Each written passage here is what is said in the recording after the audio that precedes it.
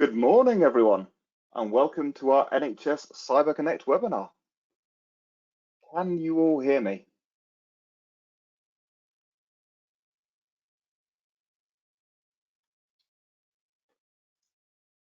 I'll take that as a yes. A couple of responses. Brilliant.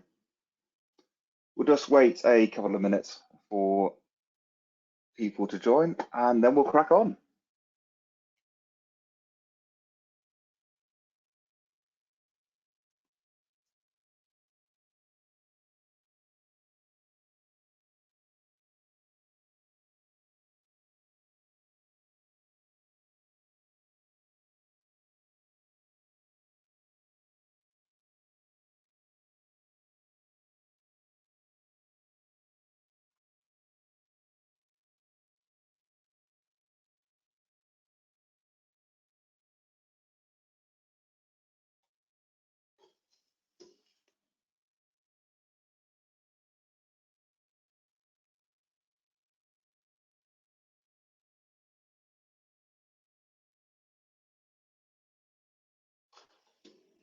Brilliant. Well, good morning, everyone, and welcome to our NHS Cyber Connect webinar. My name is Dan Goodfellow, and I've been an NHS account manager in the public sector team at Sophos for the last 4 years. It's great to see so many familiar faces on the call today, as well as a lot of new ones. So why have we set up the webinar today? After speaking with a wide variety of ICSs and trusts across the NHS, it became clear that the majority were facing the same concerns. The number of threats are going up, the ability to see them amongst multiple solutions is becoming harder, and the NHS is commercially always being asked to do more with less. So in today's session, we have a host of excellent speakers who will run through how we at Sophos can help. We start off with our Senior Manager of Sales Engineering, Hal Morgan, who will run through the NHS challenges in a bit more detail. This is also a great opportunity to have a think about any challenges that you face aren't included, and include them in the question piece on the right-hand side. We have the great pleasure of welcoming Birmingham and Solihull Mental Health Trust, who will run through the challenges they faced and how Sophos were able to assist. This is followed by one of our global solution consultants, Alistair McRae, who you may have seen on the early warning system calls. He'll be running through industry insights which he sees within the NHS.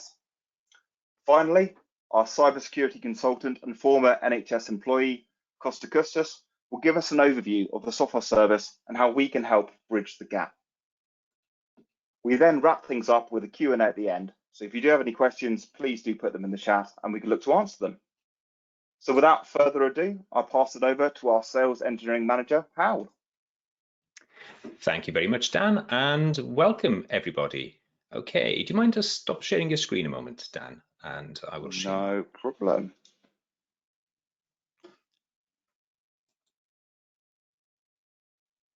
Okay.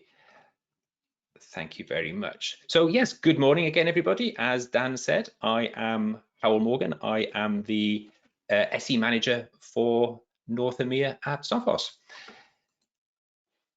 At Sophos, we've been providing cybersecurity protection to many of you in the NHS for many years. So, well, first of all, thank you for trusting us to do this.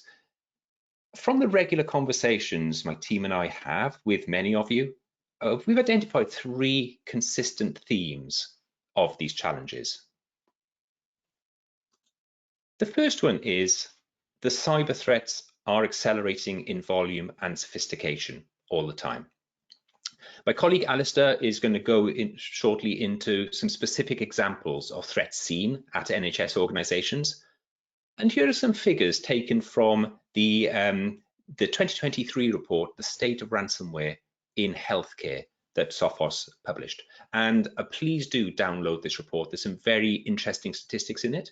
And this was taken from over 230 healthcare organisations across 14 countries. A couple of statistics. 60% of healthcare organisations were hit by ransomware over the past year. In those situations where data was encrypted, 30% of the attacks also resulted in data being stolen. I'm going to run a few polls just to get your thoughts on this rather than just hearing from me. So bear with me while I try and use the poll facility. So apologies if I get it slightly wrong. So the first question is, I will launch the poll now. Hopefully that poll is showing. The question is, when the NHS Central SOC informs you of a threat, who performs that threat response? So haven't seen anybody vote yet, so please click on one of the boxes there and get voting. And when we have a good set of results, I will close the poll. Is that poll being shared? Great. Yeah, that's working now. I can see it now. Great, thank you guys. I'll give it another 5-10 seconds. Okay. All right. I think we're seeing a clear winner there. So let me close that poll and I'll share the results.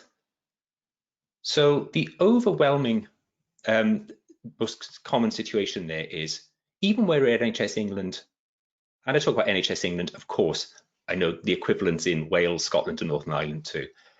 When they find a threat, ultimately it's the local team who are responsible for the threat response. And it's great that NHS England provide the central SOC service, and everything that we're going to talk about today is complementing that, not competing with it. It's adding additional security and response on top of it, and it's filling the gaps. What's really important about this is 90% of ransomware attacks take place outside normal working hours, because the attacker knows that's when the team doing the defensive work is at its thinnest, and the likelihood of them being stopped and spotted is at the lowest too.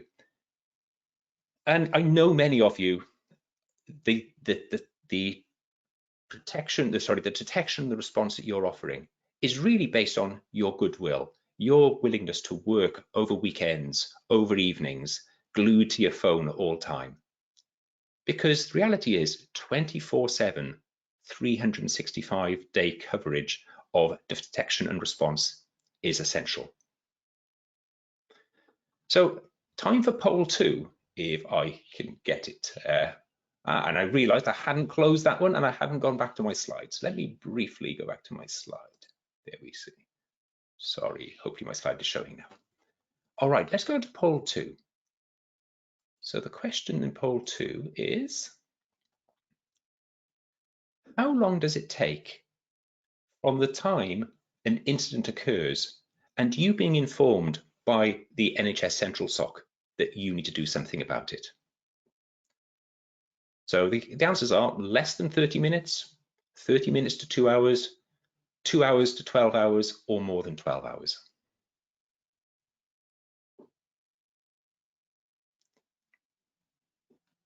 All right, let's give it another few seconds for the results to come in. All right, let me close that poll. And I'll share it and try and do it properly this time. Okay, so interesting mix here. Interestingly, none of the answers are less than 30 minutes. And again, that's really important because the speed at which attackers are from getting a foothold, moving across an environment and ultimately taking control of Active Directory and achieving their objectives is shortening all the time. You can think of it as cyber defenders, we're in a race against cyber attackers. There's two parts to a race. The first part is, of course, we want to start the running at the same time, at the latest, as the attacker. And in this case, we're not. If the attacker has already had, in 40% of cases in the poll, more than 12 hours head start, that is so hard to try and catch up with them and prevent them achieving their objectives, and ultimately means you're dealing with a situation which is more critical than if you'd been informed earlier on. Let me hide the poll correctly this time. And The third challenge is as well, the hiring and retaining. The number of unfilled security jobs worldwide grew 350% between 2013 and 2021. What does that mean? It means salaries are going up all the time. And the NHS is competing with the private sector for a very limited set of highly skilled individuals. And we're not just talking about, just about threat analysts here. We're also talking about the acute shortage of experienced threat hunters. More and more, so the number one source of compromise in healthcare are actually compromised credentials. In other words, attackers aren't breaking in, they're just logging in with harvested credentials.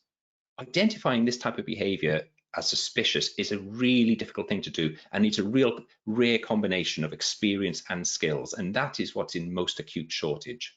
So my final poll is, how do you hunt for attacks that have not generated an alert? So one that is based on you having the knowledge to look for the suspicious behavior, often with compromised legitimate credentials. Is this something the NHS Central SOC does on your behalf? Do you have your own threat hunters who are doing this? Do you use Sophos MDR, or do you use something else to achieve this today?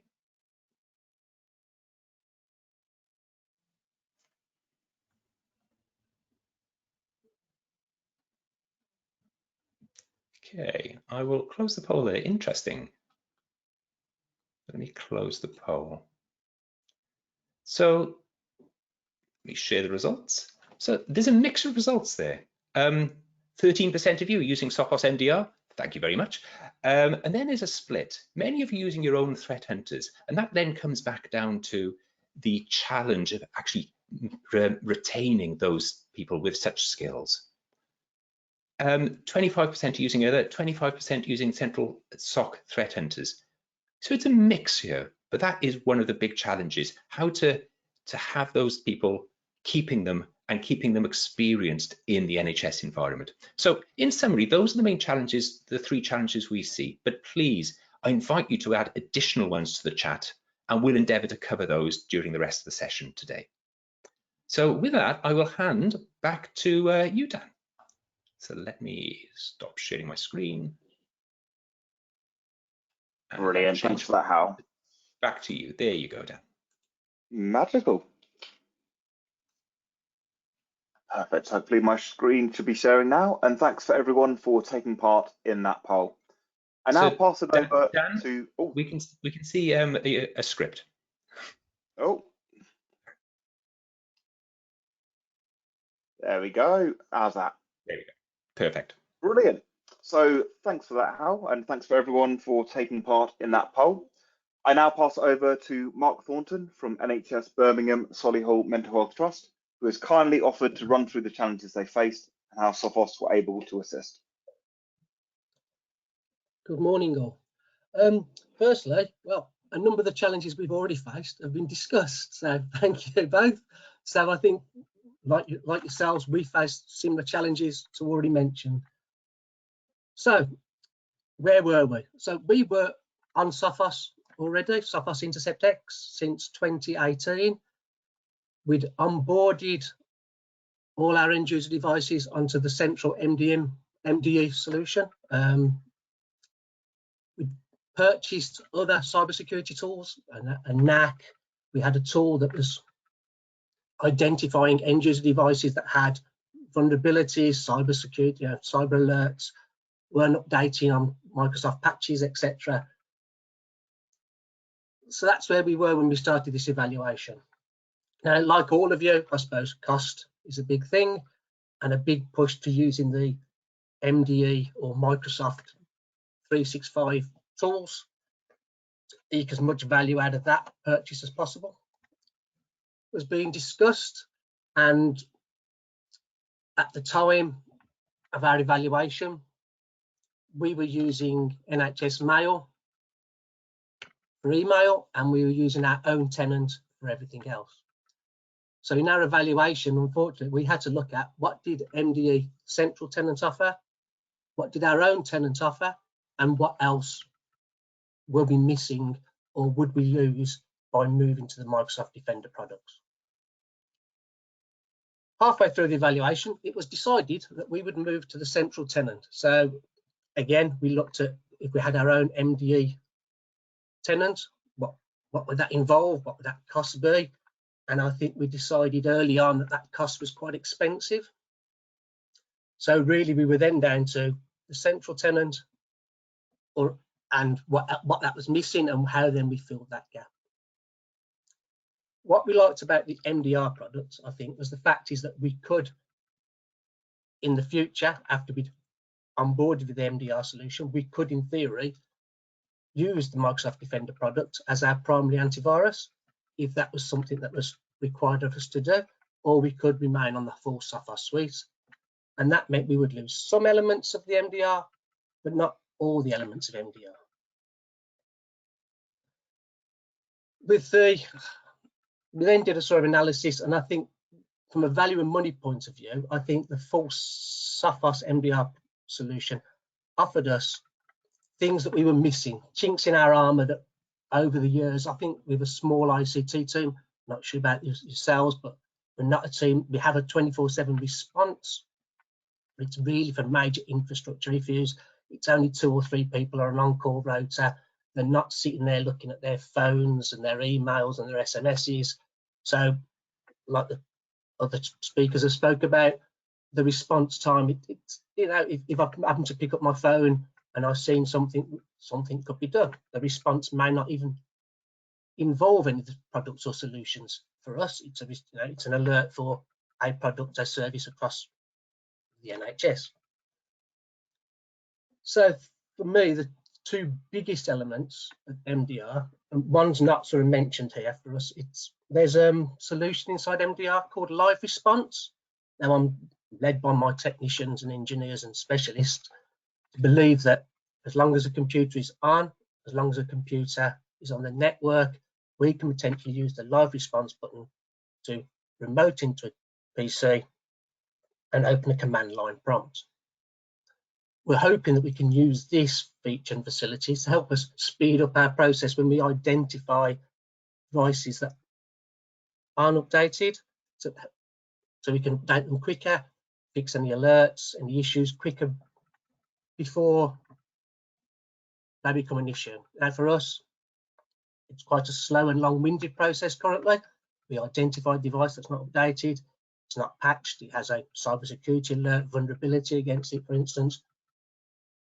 It's quite a bit of a process we have to undertake to get that device updated. Excuse me. So that's one element of the MDR solution that we like, that we didn't currently have in place.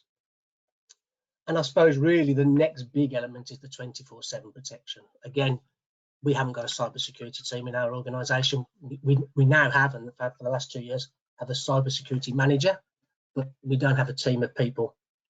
It's our infrastructure team that monitor this sort of thing. So for us, our major concern for a couple of years has been the fact is that, you know, if the cybersecurity act's going to be out of hours, midnight on a Friday, a bank holiday weekend, our response time would be very limited. Our expertise in some of these areas is limited. We don't have experts, and we don't have, you know, specialists 24/7 sitting around looking at this sort of thing, and having Sophos doing that for us was a major improvement in our cybersecurity toolkit, to be honest. Have I missed anything out? I don't think so. I think for me that's it, unless there's anything I've missed out, guys, and you want me to mention. No, that's brilliant, Mark. Thanks for that. It's great to hear about your positive experience with Sophos, and long may it continue. Hopefully. Cheers, Dan. Perfect. So I now pass it over to Alistair McRae to run through the industry insights he sees within the NHS on a daily basis. Perfect. Thanks, Dan. If you could just make me presenter. There we are. Fabulous. You're a star. Thank you, sir. There we go. Hopefully you can all see my screen there. Perfect. So yeah, I'm Alistair McRae. I've met a few of you actually, as part of what I do here at Sophos. So as Dan mentioned, I'm part of the sort of early warning. I also do the managed detection and response stuff as well. So really good to see some familiar names, and thanks for joining the call. For those that haven't met me, Sophos Early Warning is almost a complimentary service. It's something that we do where behind the scenes we are gathering all that threat intelligence and telemetry. That allows us to hunt for attacker techniques, looking what the bad guys are doing, what latest and greatest tools, all that kind of stuff that they're sort of up to. Within labs, within the Sophos research team, we look at those tools, we build out the detections and indicators. That technology or that intelligence gets pushed out to the Sophos product estate, so we can detect bad guy activity, block malware, all that kind of shiny stuff. But using that telemetry behind the scenes, we can actually look at activity that the attackers are doing. And if we get some early predictive indicators, we can then reach out via what we call our early warning system. Now, it's a best effort. It's a courtesy service. It's not designed to replace sort of like a 24/7 service, as we're discussing, like the MDR service, for example, the managed detection and response. But we use the same techniques. We use the same sort of skill sets, the analysts, the hunters, looking at those tools. Now, what we then do is try to reach out to customers where we're seeing those early indicators, and it could be that we're picking up maybe an attacker trying to drop, let's say, a malicious file or whatever onto a customer's environment. And what we then do is we contact the customer and say, this is what we're seeing. We think we've picked up, or one of the agents, let's say on Alistair's laptop, it's found something dodgy like a malicious PDF, for example. We pick up that telemetry, albeit anonymized, and then working with yourselves as customers, we can reach out and say, you need to have a look and focus on this machine, or it may be an early indicator that helps you then to kick off that hunting process, maybe triaging the said machine and hopefully cleaning it up from there. So, as I say, it's a best effort. It's not designed to replace services, but typically that threat intelligence that we see from reversing malware, looking at what the bad guys are doing, all of that kind of shiny stuff goes forward to help you then as a Sophos customer maybe hunt and isolate. Hopefully then, you know, ideally you maybe look or consider something like an incident response or even managed detection response if it's something serious or you're not able to clean it up yourselves. So I was asked to join the call today to give you some idea of some of the insights that we see from the labs, the research and telemetry across the sort of industries, not just within the UK, but also globally. So I've done some digging, and I believe we're sharing these slides after the call. So I'll kind of generalize in terms of what I'm presenting at the moment, but looking at third-party stats, this is one that I use from almost like a publicly disclosed site where people can sort of report a particular incident, or industry or organisations can say, this is what we've experienced, this was the type of attack. So pulling in some of that statistics, I was looking across healthcare, whether that be public sector, private, whatever it may be, and also some of the scientific industries, so medical providers, companies that provide medical machinery, medications, that kind of stuff. And then also broadening it out to maybe mental health services, public sector, social security, that kind of stuff. So I pulled some of these trends in, and it was pretty interesting to see. And I think Hal mentioned also our State of Ransomware report. But the sort of two statistics, one from here, publicly disclosed, and our own research, pretty much line up. We're typically seeing attackers trying to do that ransomware stage. They're after data, basically. Data to them is a commodity. They can sell it. They can sort of sell credentials of users, whether it's a login from maybe one of your employees, right the way through to selling my data, for example, or impersonating my identity once they've stole that information. So to them, stealing data is key. How they do it, various different techniques. Majority of attackers potentially don't always drop tools.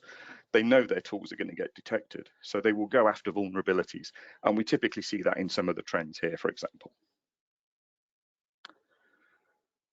Some of the telemetry that I get from an early warning, and those of you who know, we've probably done some early warning calls in the past where I say my telemetry is pretty limited. I get a 7-day window across all Sophos customers, and of which there are quite a few million globally. That telemetry I can then hunt against, and I can look at the sort of trend or the uptick in customer detections and alerts that I'm seeing in the lab. On the whole, it averages around about 8,000 customers a week. I know you're probably thinking, this is 8 days, Al, what are you doing? So I ran this report from a midday on the 12th to midday on the 19th. So it's 7 days, albeit an 8-day window. But typically, we trend around about, on average, around about 7,000, 8,000 customers giving me detections, alerts, that kind of stuff in early warning at any given time. Now I can break that down and kind of give you some ideas of what those statistics look like. Typically, we never really see attackers breaking in. They're never doing what you might see on the movies, doing a traditional hack, that kind of stuff. They're actually logging in, whether it's through a vulnerability of an external facing website, service, server, whatever it may be, or they've stolen credentials. So again, that same 7-day window, I pulled some telemetry in. Now, for those of you that use Central Intercept X, or even if you've got XDR, these alerts and these detections may be familiar from what you see in your central dashboard. Typically, it's tools that we find we as IT admins might use. We then find ransomware as a tool set that they potentially want to then follow up with. But those lead up predictive indicators are nearly always either a vulnerability or they're using tools that we as IT admins kind of leave behind, maybe insecure, that sort of thing. Thinking along the lines of PowerShell, PSExec, PSKill, credential dumping, staging of their own tools, and then, as I say, the ransom then follows, or the attack then follows. Now, referencing that same report that Hal was talking about, I've broke those statistics down, and 36% of all attacks that we saw in the sort of 2023 report, they're looking for some sort of exploited vulnerability, a server that isn't patched, that kind of thing. We then obviously get those compromised credentials. That's basically the crown jewels that the attacker's trying to leverage. He wants Alistair's credentials that he can then potentially move around the estate, move around the network, maybe even escalate those privileges, find an admin, and hopefully not, but he's probably going to also try to find the domain controller and become sort of global admin, which obviously would end in tears. How they find users to sort of socially engineer them, we're typically still seeing, you know, those malicious emails, socially engineered emails, clickable links, suspicious attachments, dodgy PDFs, that kind of stuff as well. Phishing is still a thing. It's tailed off a little bit, but it's still a thing. I'm going after those specific individuals that I've identified in some way, shape or form, whether it's trawling LinkedIn to find out who does what within an organization, attending an event in person, maybe they've got some credentials from there, or again, it's just opportunistic, but typically phishing is still a thing. Brute force attacks tend to be a little bit more noisy. Those are the sort of things that, again, we will see as predictive outliers during early warning or hunting. But brute force attacks tend to be a little bit noisy. So not a technique that an attacker would want to use lightly, because obviously they're going to create noise and potentially be detected. And then last but not least, downloads. A user inadvertently downloads something, they were sent a link or something like that, or they were just a drive-by surfing a website or something like that, and that download is staged, and the attacker's hoping that Alistair inadvertently downloads that tool that he wants to use from staging subsequently thereon. So hopefully a little sort of insight into some of the trends that we're seeing. But my key one is, don't leave your tools lying around. The bad guys love to find our tools as IT admins. The crux of it being is they then don't have to bring those tools themselves. If we leave those tools lying around, on a server, or at least don't restrict their usage, i.e. Alistair on a specific machine within a specific login or policy, then if those bad guys find those tools, they can have equally as much devastation as they can from our perspective as IT admins. So that's me. Any questions on the chat there? Feel free, and we'll try and answer them later. There was a couple, Al. I answered one just for the time being, but yeah, if you wouldn't mind jumping in, and maybe we can come back to them towards the end. Yeah, no problem at all. If you wouldn't mind passing me the certainly can. The controls. There you go, sir. Thank you very much. And I guess for those who don't know me, my name's Costa. I'm one of our cybersecurity consultants here at Sophos. Seeing a lot of ex-colleagues on the attendees list. So hi guys. I hope this isn't too weird seeing me talk to you on a webinar. But I've got the great joy today of actually going over some of the technology from a Sophos perspective today. Now, for you guys that have known Sophos technology for a while, you know there is far too much technology for me to talk about in a huge amount of depth today. So what I really want to do is almost just get a relay of the land so everybody knows what Sophos do and how we do it, kind of touching back on some of the points that Alistair was making there. Maybe for those who are endpoint customers, point out some features that I hope you've already started to see and explore. But then what we'll really do is we'll talk a little bit more around the MDR service that we just had our colleagues at the Birmingham NHS Mental Health Trust talk about as to how that's benefited them. So again, you get an understanding of what that service could potentially look like for you, with a view of trying to combat some of those challenges that the NHS is facing as a whole. So can I just triple check everybody can see Sophos technology and services overview? Somebody can give me a nudge or similar. Yes, we can, Costa. Thank you, Hal. So what I like to do here is I like to talk about what we coin as the virtuous cycle of improvement here at Sophos. So between all of our threat intelligence teams and services, we generally tend to talk around our labs, our AI capabilities, and some, of course, of the MDR security operations capabilities here. Now, to me, if you just go back to what Al was talking about, how we take a lot of this telemetry and translate that into protections and detections, Sophos has been doing this now since 1985. And the idea here is that we've always been protection or prevention first.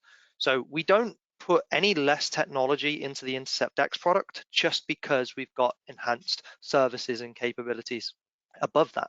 But what we do is that we take the learnings of those 560,000 customers that we have across all of our Sophos products, and we take the enhanced learnings of what we get out of the MDR operations teams, which, by the way, 18,000 customers makes us the largest MDR provider in the world. And we take all of that learnings and put that back into this virtuous cycle of improvement.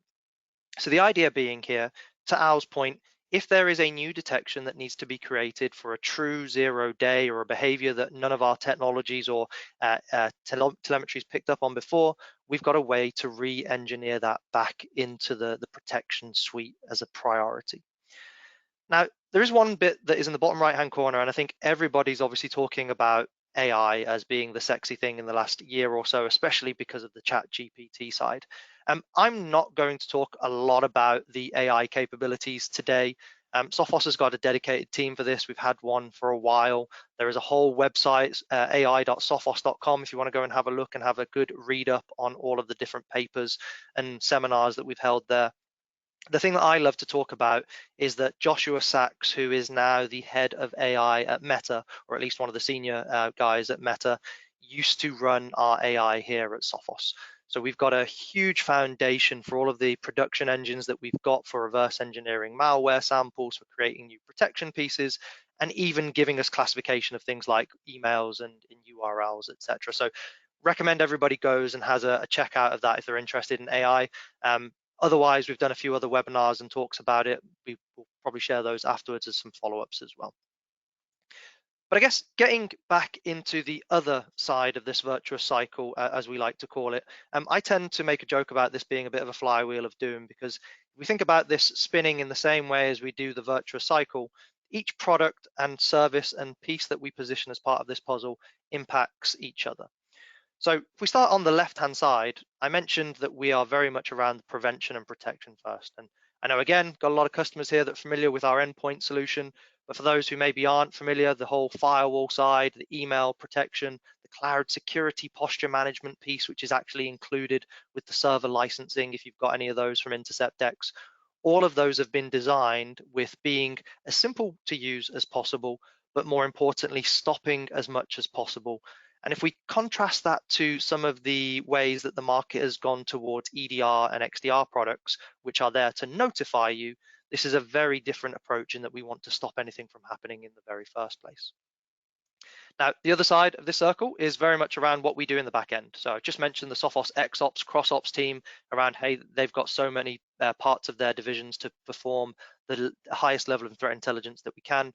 We're one of 3 vendors now that are deemed as a tier 1 threat intelligence labs, and we're actually OEMing a lot of our threat intelligence to a lot of security vendors out there.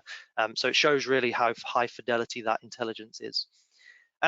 But when we go down to this crossroad in the middle, underneath adaptive cybersecurity ecosystem, this is where a lot of conversations in the public sector, and to be fair, also in the commercial side of the world as well, are being focused. There has been a recognized need that prevention and protection, as great as it is, and it has come about, still needs to be monitored and needs to have additional visibility of indicators of attack, compromise, breach beforehand. And so the dawn of EDR, XDR products has obviously come about. And of course, many of you on the call are XDR customers from a Sophos perspective, but you also benefit from the MDE capabilities of the ATP dashboard for you to be able to go and see the Microsoft version of that telemetry. But I'm going to come to this more in a little bit detail later on. But the idea here is that when we get to that crossroad, in order to meet certain business challenges, customers and organizations are having the choice of managing it for themselves, and we've uncovered the reasons that that's challenging for them, or looking towards a managed detection and response like service. Now, again, the NHS benefits from the CSOC doing this at a high level, but the idea is that we're seeing more and more trusts now go out locally for local security operations center, network operations center services and functionality, and of course, even directly, as we've just seen with the example from our customer there, going directly to MDR services. But we'll come back to that and break it down in a little bit more detail. But overall, what we're trying to achieve here using this adaptive ecosystem that we've provided through all the technologies and protections is making sure that our customers have the best level of protection regardless of what they're trying to achieve. Now, there's a few things that I would like to just shine a few lights on here. Again, I don't have a huge amount of time to talk to you about all the different products that we've got going on here. For those that aren't familiar with the Sophos network portfolio stack, that's now consisting of not only the firewalls and the wireless access points that I think we've been known for a while, but we now have branched out into Sophos switches a couple of years ago. Everything from 8-port all the way up to 48-port, 2.5 gig Ethernet switches, really good for the latest generation of wireless access points that obviously want 2.5 gig to support the higher bandwidth of Wi-Fi 6 and Wi-Fi 7. But I think the other piece here that I really love to talk about is the ZTNA, Zero Trust Networking Access aspect. As we have seen, shall we say, more of a move away from your traditional VPNs, mostly because of the point that Alistair made, which is we are seeing more people log into networks as opposed to breach them. ZTNA came up as a way to try and enforce extra layers of security, extra conditional access checks, but also then not giving access to on-LAN resources. So if you think about how a traditional VPN works, you might have a firewall rule that allows somebody into a certain subnet. They can access a domain controller, a file share, an application server, and anything else that might go in that network. ZTNA flips that on its head.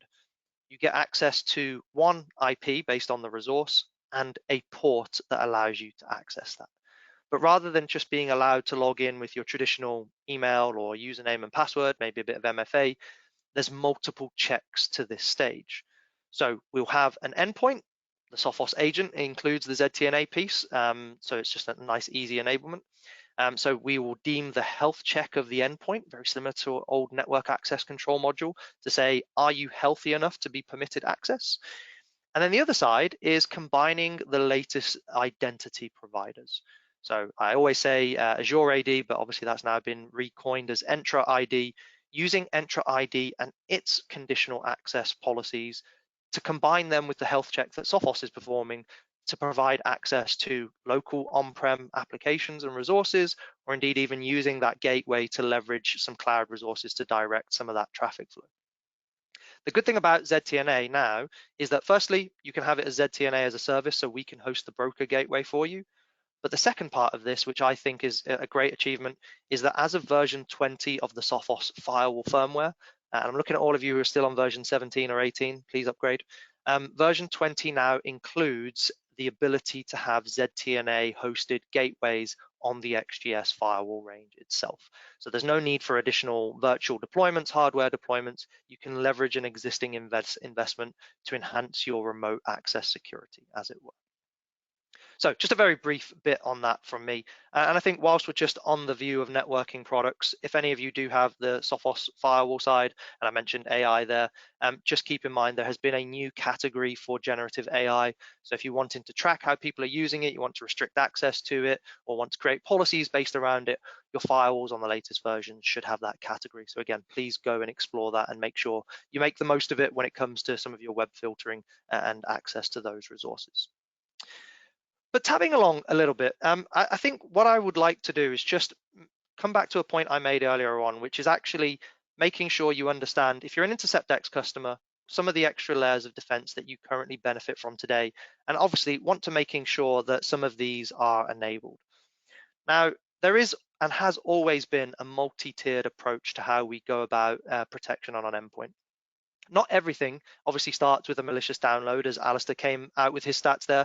Al, I can't remember if you said it was 1 or 3%, apologies, but obviously reducing the attack vector from malicious downloads is always going to be a great way to stop things running on a device in the first place. But then we have other avenues to think about in terms of what websites can be browsed to, links that are being passed through on email, anything that we might be plugging in via removable storage. But again, equally, vulnerable applications like old versions of Adobe or VPN applications that maybe shouldn't be used, or your InterceptX product includes all of those layers of defense at that very bottom of the pyramid to ultimately reduce the attack surface, reduce the threat exposure that you've got there. If you are not using those tools, I would really recommend going in and making sure that you're making the most of them, even if you only switch them into monitor mode, just so you can get a handle on who is using what in your environment. But there was a very big change to Central earlier this year that I need to call out, and I want everybody to take note of, again, in relation to Alistair's chat earlier on, and that was the account health check piece.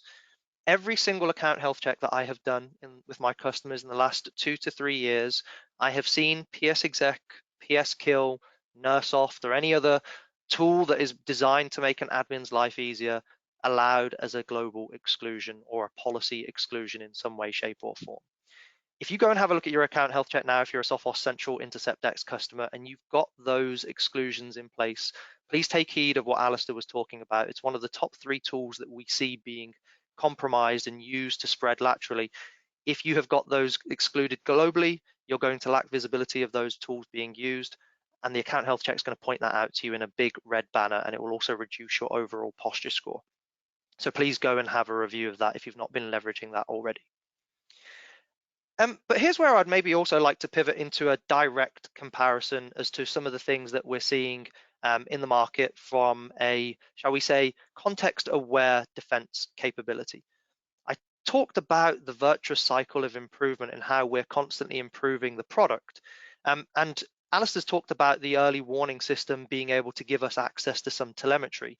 But what we've actually been able to do from that is build out a brand new protection layer that you guys will have actually probably or hopefully not seen at this point ever trigger.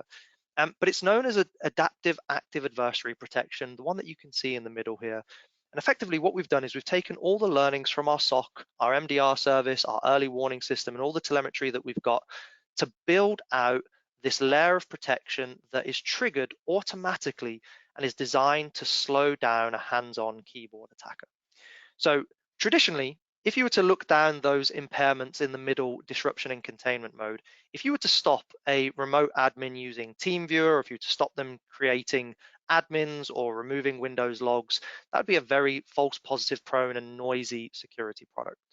So what we've actually decided to do is that if we see indicators that look like that machine is having a true hands-on keyboard attack, i.e. it's not just got 1 or 2 random download protections kicking in or similar.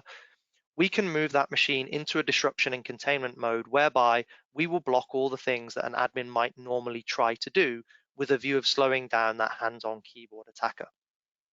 What that means is that normally where you'd be getting a call from Alistair to say, hey, we've picked up on this information in your environment, you might still get an early warning system call, to be fair. But what you would instead see is what we've now released as a new critical attack warning dashboard, whereby we will actually be sending you additional emails, additional alerts, and even prompting you in your dashboard that we've seen areas of compromise that we think that you've got devices that look like they're under attack. Now, I don't want to steal any thunder away from any of the services that we provide here. This is obviously all very much reactive instead of proactive, but for point of note, if you ever see this in any of your consoles, please take note of it. There's an immediate direct dial to our incident response services where you may talk to Alistair and his colleagues. But the idea here is please don't ignore these technology advancements. They are not false positive prone. I've only seen them trigger under a real genuine attack and a very good pen test. So please pay attention to those as they come through. But I really wanted just to give you guys a small update on some of those, just so that you know if you ever see any of those things, what they mean. But again, feel free to book in some time with us and your account management team. We can go through those in a bit more depth. But I guess to round out the conversation and talk a little bit more around where the focus has been for this conversation thus far. Where do we see ourselves when we get to that crossroad that I mentioned earlier on? So we have a lot of customers who, of course, have got multiple security products, multiple vendors, multiple technologies that are in place that they are managing individual controls and individual consoles for. Now, if you're a Sophos customer and you've got loads of different technology, obviously you can access and manage all of those things through Sophos Central. But let's be real about life, there's still a lot of noise that is quite hard to sift through. So this is where, when we say to customers the choice of trying to resolve those issues, XDR is a great platform if you are armed and have the expertise to manage that for yourself.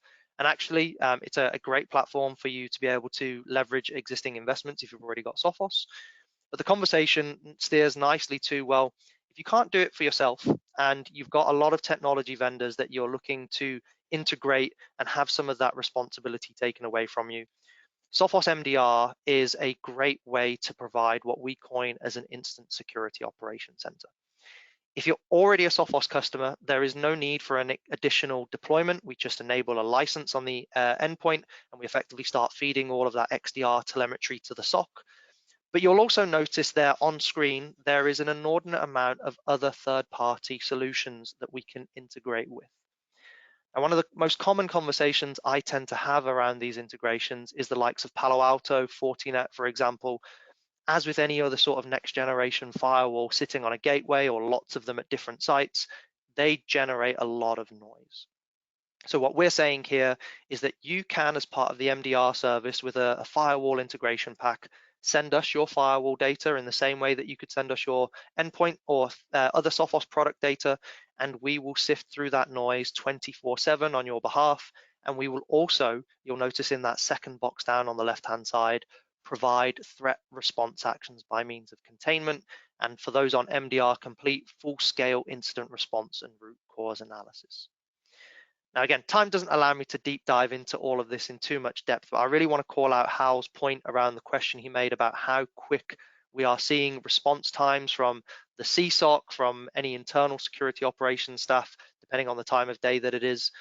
Sophos currently operates, as you can see at the top there, with a mean time to detect, investigate, and close a case for full response action of 38 minutes. And you can see the breakdown of some of those columns there. And again, we'll share these slides afterwards. But what this means, and we've got service level targets that we strictly adhered to for this, is that it's our responsibility to make sure that the telemetry that we receive from you is looked at and actioned and started to be investigated within at least the first 30 minutes. But obviously we're doing that a lot quicker currently. And from that, we can then take some targeted response actions on your behalf so that you're not coming back in on a Monday morning to find that your whole environment has been encrypted, it's set on fire or anything like that. And for those of you wondering what type of response actions we can do, you're probably aware we do have 2 tiers of the MDR service.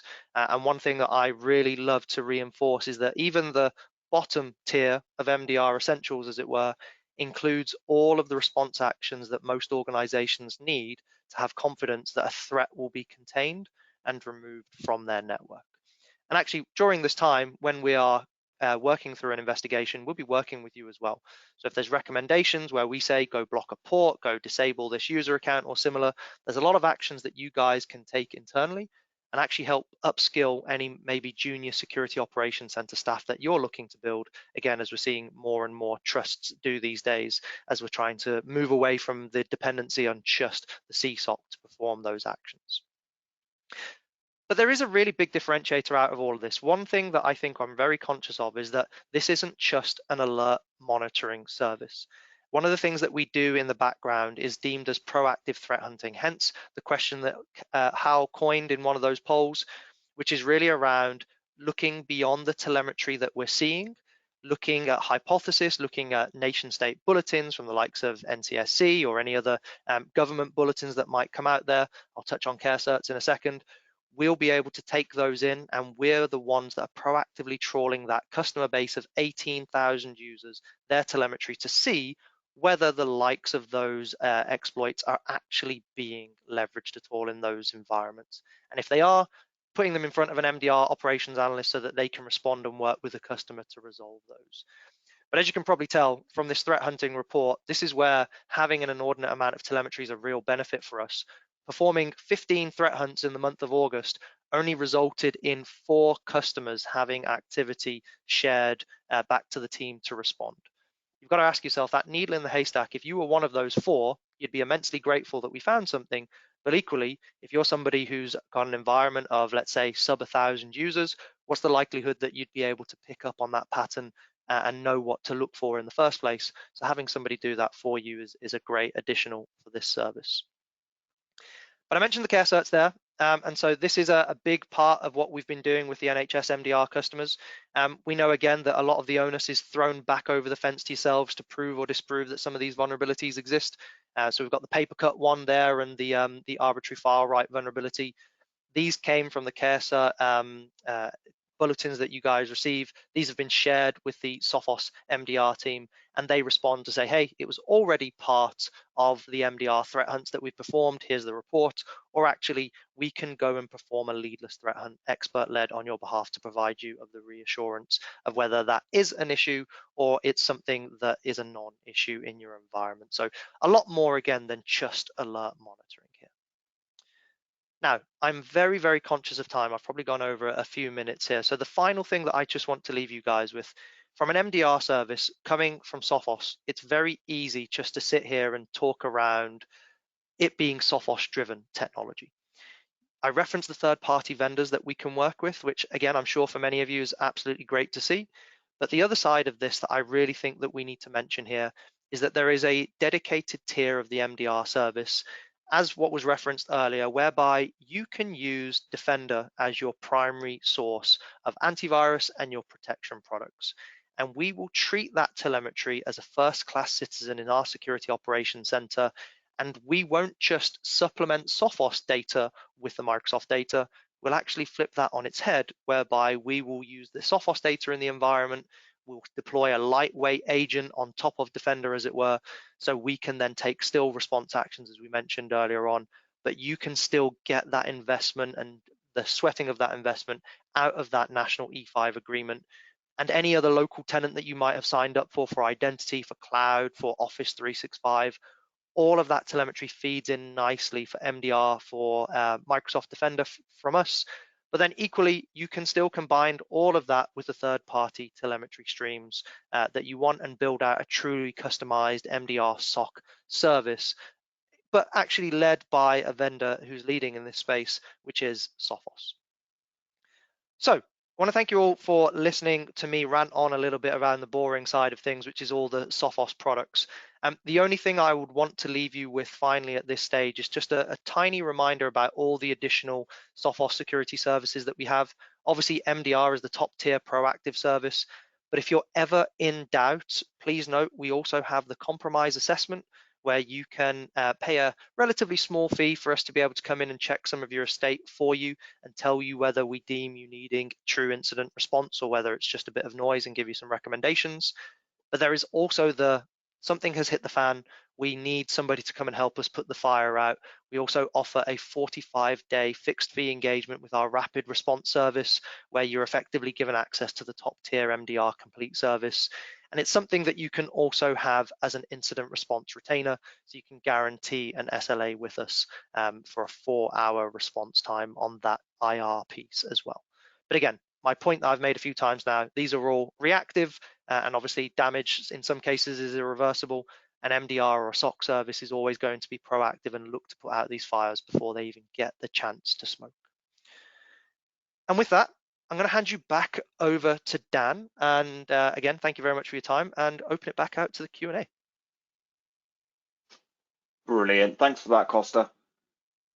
Perfect. Well, I can see a number of questions have been put in there into the chat. So if that's okay, we'll have a look at the first one, which was, do you integrate with the NHS Microsoft 365 tenant? So I'll open that up to the wider team, Sophos. I think that's probably one for me to take. So the way that we're taking information out of the national tenant at the moment is that because we've got the lightweight sensor, we can very much go and take telemetry directly from the endpoints ourselves. So that means we can see the, shall we say, the Sophosized version of that telemetry before it gets over to the national tenant. But what we're actually working on in the background at the moment is ways to replicate data out of the national tenant to local tenants, but also leverage the ability for the MMA agent on Windows 10, 11 endpoints to replicate that data to multiple sources as well. So maybe let me summarize that. Directly out of the NHS tenant this very second, no.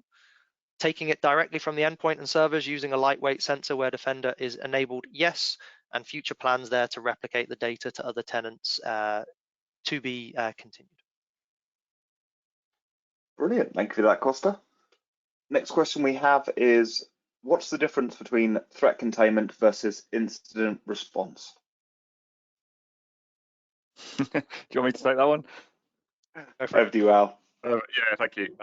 That's a good question. So in terms of, I guess, the incident response lifecycle, threat containment is probably the first thing we do during a triage, where we actually want to stop the attacker in his tracks so that the attack cannot spread or propagate, or, to use the correct term, continue with lateral movement, compromise other machines, nearest neighbors, that kind of stuff. So first thing we're going to do is kind of do that containment piece and then move to incident response. So once we've kind of contained the threat, stopped it in its tracks, whether you're using your Sophos agent or some other third party, the idea being is you want the bad guy to stop so that the fire doesn't spread. From there, we move into incident response, whether we're cleaning up the actual impacted hosts, the sort of Alistair's dodgy machine PDF that he downloaded, or we're then potentially moving into compromise assessment, root cause analysis, looking at how the bad guy got in as well. So typically 3 phases in an incident response: triage, contain, investigate, remediate, and then root cause analysis, basically to make sure the bad guy can't come back and do it again. Brilliant. Thank you, Al. Perfect. I think we've got one more, and I think Costa has answered part of this in his slides, and that's, what do Sophos offer above and beyond the CSOC? Again, I think that's probably one for me. So I think from our conversations, it's quite hard to distinguish whereby the lines are being drawn of what the CSOC do and don't do at times. And I think the big thing that we've seen with the inconsistency around, and I guess the poll reflects this, is the response times that are engaged there, and the point of which it becomes the local trust's responsibility to handle. So for me, the big part of this is that the onus isn't with MDR to pass it all back to the customer to remediate. We are responsible, providing the trust has authorized us to do so, we are responsible for the threat containment, the initial response, isolating devices, terminaling to those machines to take targeted response actions. that is on us. MDR will do that for you, and that's not something that needs to be passed to an additional team to be taken care of. That is included with the service on both MDR tiers. And that's something, as we said earlier, with those response times is done very quickly, even if it is the middle of the night, because we've of course got 24/7 coverage there. The other big side of this for me is that I guess despite the national tenant being signed, we still have a very large portion of the NHS on Sophos and other security products rather than relying on the Defender side. So from an MDR Sophos perspective, where we talk about integrating with third parties, having a lightweight sensor, this puts us in good stead to be able to say, actually, we can see more than the CSOC, who are sadly restricted just the MDE data, and in some cases, some of the secure boundary data. But obviously, that only really indicates what happens once you get to the point of secure boundary, as opposed to any of the local firewalls, local identity pieces. So in a nutshell, we can see more, therefore we can investigate more, respond to more on more endpoints, more products. And actually, we're doing it for a huge amount of customers, which gives us a massive amount of threat intelligence. And not wishing to poo-poo anything of what the CSOC does, they do a fantastic job. But I expect there's a few more battle-hardened experts like Al that sit on the MDR side of the fence, as it were. I think we've got about 18,500 customers globally, of which the SOC are covering, like you say, 24/7. So that's a vast amount of visibility in terms of what the attackers are doing. Yeah, absolutely. Fidelity of what we do this service at is one of the reasons I love talking about this so much. Brilliant. Well, thanks for running through that, Costa and Al.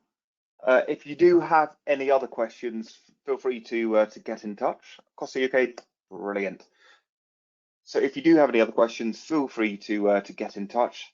And here is the NHS account team you can reach out to. So myself and Laura, the enterprise account managers looking after the North and South, and our manager, Jonathan Hallett.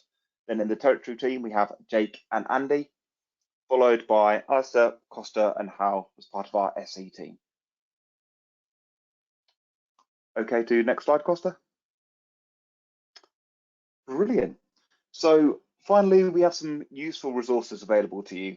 These are available by the QR code on the right, so feel free to take a screenshot, take a photo, and follow through that link after this session if you so wish. We start with an interesting webinar that we have on the 15th of November, which is the State of Ransomware in Healthcare.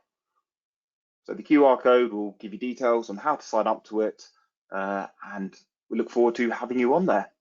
We also have a number of useful white papers, such as our Incident Response Planning Guide and the State of Ransomware in Healthcare in 2023. And finally, our Sophos Healthcare page, where a host of useful guides and case studies from other Sophos customers and useful links.